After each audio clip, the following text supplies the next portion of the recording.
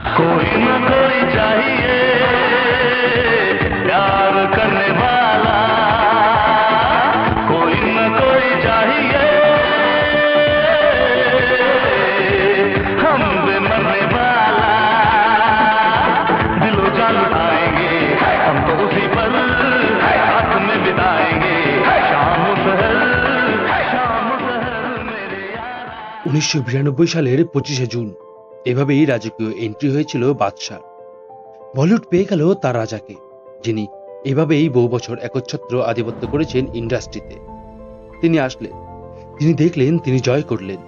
রাহুল হয়ে দু হাত ছড়িয়ে, রাজ হয়ে প্রেম শিখিয়ে ভারত সহ পুরো উপমহাদেশেই স্টারডামের নতুন সংজ্ঞা দিলেন। বলিউডকে তীব্রভাবে বিশ্বের দরবারে পৌঁছে দিলেন the most known global superstar of India Shahrukh Khan. ওবামার ভাষণে একমাত্র ইন্ডিয়ান হিসেবে প্রখ্যাত টাইম ম্যাগাজিনের কভার ফটোতে, নিউজ উইকের প্রভাবশালী লিস্টে কোথায় নেই শাহরুখ। বলতে বলতে আপনি ক্লান্ত হয়ে যাবেন, তবু বর্ণনা শেষ হবে না। বাবা মা নেই, অসুস্থ বড় বোন আর নিজের প্রেমিকাকে খড়কুটোর মতো আঁকড়ে বেঁচে থাকতে চাওয়া এই অবস্থায় এক মধ্যবিত্ত যুবকের চালচুলোহীন অবস্থা থেকে তীব্র সাফল্যকে চুমু খাওয়া আরও মিলিয়ন্স মধ্যবিত্ত যুবককে স্বপ্ন দেখায়। কারণ এটা তো উপমহাদেশের লাখ লাখ যুবকের জীবনের গল্প। কজন পারে নিজের বিলাবসকে শেষ অব্দি বিয়ে করতে? জব, স্ট্রাগল সব মিলিয়ে সব হারিয়ে যায়।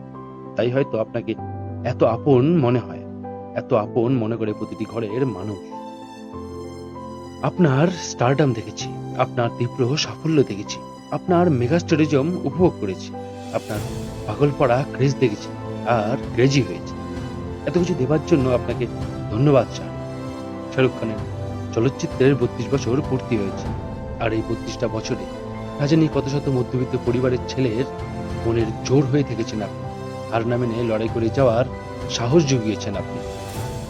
জানি না কেন এত আবেগ কাজ করে আপনার ব্যাপারে। সব আবেগের হয়তো ব্যাখ্যা হয় না, সব আবেগের কারণ জানতে চাওয়া।